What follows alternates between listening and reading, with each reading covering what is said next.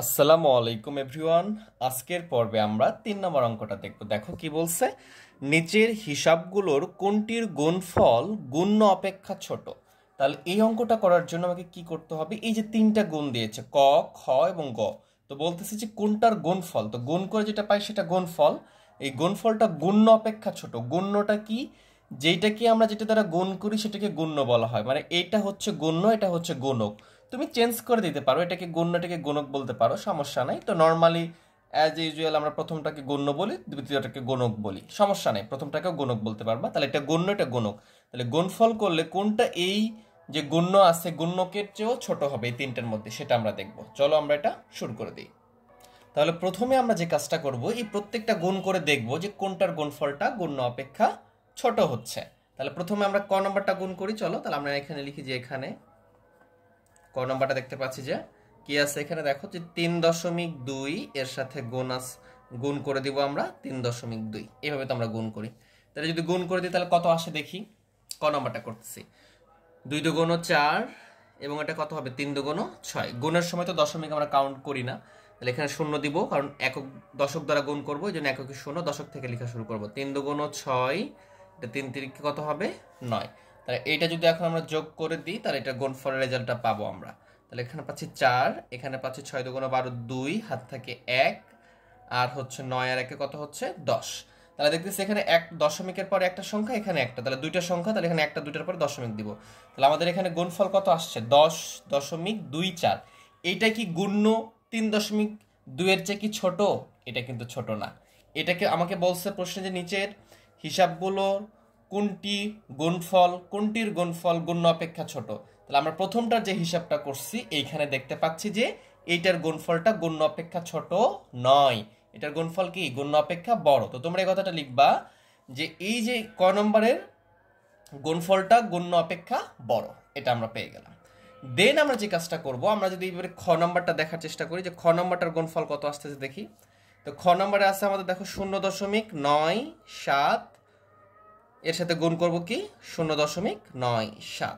যদি এইটা গুণ করে দিই তো নর্মালি আমরা যেভাবে গুণ করি এভাবে করব। 7 দ্বারা 7কে গুণ করলে 7 7 কত হবে 49, 9 হাত থাকে 4, 7 নং 63, আর 4 কত হচ্ছে 67, 7 হাত থাকে 6। তাহলে এখানে 6 তার কাছে দেওয়ার দরকার নাই, তাহলে এখানে আমরা 67 লিখে ফেলবো। দেন এখানে শূন্য দিবে, দশক দিয়ে লেখা শুরু করব, আমরা দশক দ্বারা গুণ করব। সেম গুণই হবে 7 দ্বারা 9 দ্বারা 7কে গুণ করলে 7 নং 63, 3 হাত থাকে 6 থাকবে আমাদের, এবং এটা 9 9 9 নং 81 হবে, আর 6 কত হচ্ছে আমাদের 87 হচ্ছে, এইটা হচ্ছে। তারপর আমরা কি করে দেবো, এটা যোগ করে দিব। তাহলে এখানে পাচ্ছি আমরা 9, এখানে 10-এর 0 হাত থাকে 1, 8 আর 6 14, 4 হাত থাকে 1, 8 আর 1 কত হচ্ছে 9। এই যে আমরা এই রেজাল্টটা পেয়ে গেছি। এখন এটা তো আমাদের রেজাল্ট হবে না, কারণ এখানে দশমিক আছে, যে এখানে দশমিক আছে, তো দেখতেছি দশমিকের পরে একটা দুইটা সংখ্যা আছে এখানে, আর এখানে দশমিকের পরে একটা দুইটা, এখানেও দুইটা আছে, তার মানে টোটাল দশমিকের পরে কয়টা আছে দুইটা, আর এখানে দুইটা, চারটা। তাহলে এখানে একটা দুইটা তিনটা চারটার পরে দশমিক দিতে, তাহলে এখানে 0 এটা আসবে, 0 দিলেও হবে না দিলেও হবে। তাহলে এখানে দেখো দশমিকের পরে 9 4 মানে 9 4 আছে, এখানে দশমিকের পরে 9 7 আছে। তাহলে দেখো 9 7কে তুমি 97 পয়সা চিন্তা করতে পারো, আর এখানে এটাকে 94 পয়সা চিন্তা করতে পারো, তো অবশ্যই 97 পয়সা বড়। তাহলে এইখানে দেখো এই যে গুণফল যেটা আসছে এইটা কিন্তু এই যে গুণ্য অপেক্ষা ছোট, তাহলে এইটা হবে আমাদের রেজাল্ট। তুমি পরেরটাও চেক করে দেখবা, হ্যাঁ ওটা রাখার দরকার নেই, ওটাও আমরা চেক করে দেখব। গ নম্বরটা যেটা আছে আমরা এখানে লিখে, যেটা আছে 1.01 এর সাথে গুণ করতে বলছে 1.01। তো 1 দ্বারা যদি আমরা গুণ করি তাহলে কি হবে, যেটাকে থাকবে ওটা 1 1 1, 0 সাথে গুণ করলে 0, 1 1 1, এখানে 0 হবে, 0 দ্বারা গুণ করলে কত হবে 0 0 0। এখানে শতক দ্বারা করতেছি, তাহলে একক আর দশকে 0 দিব, শতক থেকে লেখা শুরু করব। 1 দ্বারা 1কে গুণ করলে কত হবে 1, 1 দ্বারা 0কে গুণ করলে 0, 1 দ্বারা 1কে গুণ করলে 1। এবারে যোগ করে দিলে আমরা পাচ্ছি এখানে কত 1 পাচ্ছি, এখানে পাচ্ছি 0, এখানে হচ্ছে 2 0 1। তাহলে এখানে দেখো দশমিকের পরে একটা দুইটা সংখ্যা, এখানেও দুইটা, তাহলে দুইটা কয়টা হলো 4টা, তাহলে 1টা 2টা 3টা 4টা, তাহলে এখানে আমরা এটা লিখে ফেলবো। তাহলে আমাদের এখানে গুণফলটা দেখো কি আসছে 1.0201। এটা যদি বাদও দাও তুমি দেখো 1.02, কিন্তু এখানে আছে 1.01, তাহলে এটা অবশ্যই ছোট, গুণফলটাই বড়। তাহলে আমাকে প্রশ্ন বলছিল যে নিচের হিসাবগুলোর কোনটির গুণফল গুণ্য অপেক্ষা ছোট। তা আমরা দেখতেছি যে এই যে এইটা খ নম্বরের গুণফলটা গুণ্য অপেক্ষা ছোট। তাহলে আমরা লিখব যে অতএব এই যে আমরা এটা পাইছি যে 0.97 গুণ 0.97 এর গুণফল, এটাই হবে আমাদের উত্তর। ঠিক আছে, এটা আমাদের কি উত্তর, এটা আমাদের উত্তর। এর গুণফল গুণ্য অপেক্ষা ছোট, এটা উত্তর, গুণ্য অপেক্ষা ছোট। আশা করি তোমরা বিষয়টা বুঝতে পারছো। তাহলে এইভাবে আমরা খুবই ইজিলি এই ম্যাথগুলো করতে পারবো। তোমরা অবশ্যই মনোযোগ সহকারে বাসায় একবার করে দেখে প্র্যাকটিস করবা। যদি একবার বুঝতে না পারো ভিডিওটা বারবার দেখবা, অবশ্যই ইনশাল্লাহ বুঝে যাবে, পজ করে করে দেখবা। তাহলে চলো আমরা পরের অঙ্কটাতে দেখি। পরের অঙ্কটাতে কি বলতেছে দেখো, এখানে আমাদের 4 নম্বরটা বলতেছে যে 1 ইঞ্চি সমান 2.54 সেন্টিমিটার। তাহলে 8.5 ইঞ্চি সমান কত সেন্টিমিটার হবে? খুবই ইজি। তো লিখবো কি আমরা, 1 ইঞ্চি সমান এত সেন্টিমিটার হলে এত ইঞ্চি সমান কত সেন্টিমিটার, জাস্ট এর সাথে গুণ করে দিব, আমরা পেয়ে যাব। অ্যাকচুয়ালি কিন্তু 1 ইঞ্চি সমান 2.54 সেন্টিমিটার আমরা মুখস্থ রাখতে পারি, আমাদের নেক্সট পড়াশোনাতে এগুলো কাজে লাগবে আমাদেরকে। তাহলে যদি দেখি 4 নাম্বারটা, তো 4 নাম্বারটা আমাদের কি বলতেছে যে আমাদের দেওয়া আছে যে আমরা এভাবে লিখবো যে 1 ইঞ্চি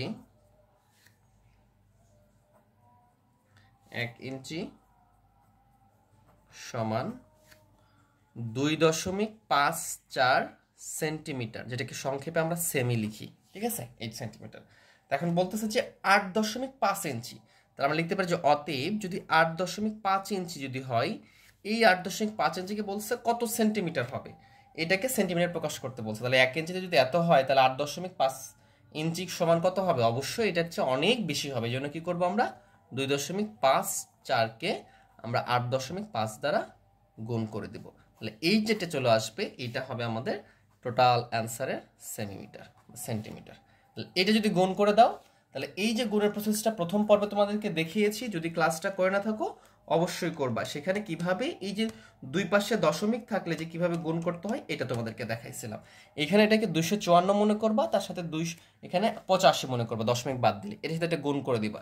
যদি নর্মালি গুণ করে দাও, তাহলে তোমাদের রেজাল্টটা আসবে এরকম যে 21,590 এরকমটা রেজাল্ট আসবে। তারপরে দেখবে এখানে দশমিকের পরে একটা সংখ্যা আছে, আর এখানে দশমিকের পরে একটা দুইটা, দশমিকের পরে ডান দিকে দুইটা সংখ্যা আছে, আর এখানে একটা আছে। তাহলে কয়টা হচ্ছে? 3টা। টোটাল দশমিকের পরে 3টা সংখ্যা আছে। তাহলে আমরা দেখবো এখানে একটা দুইটা 3টা সংখ্যার আগে দশমিক দেবো, যেন দশমিকের পরে 3টা সংখ্যা ডান দিকে থাকে। তাহলে এইটা হয়ে যাবে এত সেন্টিমিটার। তাহলে এইভাবে আমরা খুব ইজিলি এই ম্যাথগুলো করতে পারবো। আশা করি অঙ্কগুলো বুঝতে পারতেছো তোমরা। যদি না বুঝে থাকো ভিডিওটা বারবার দেখবা, তাহলে অবশ্যই বুঝতে পারবা। তো আজকে ক্লাসটা এখানে রাখতেছি, এখানে শেষ করতেছি। সবাই ভালো থেকো, সুস্থ থেকো, আল্লাহ হাফেজ।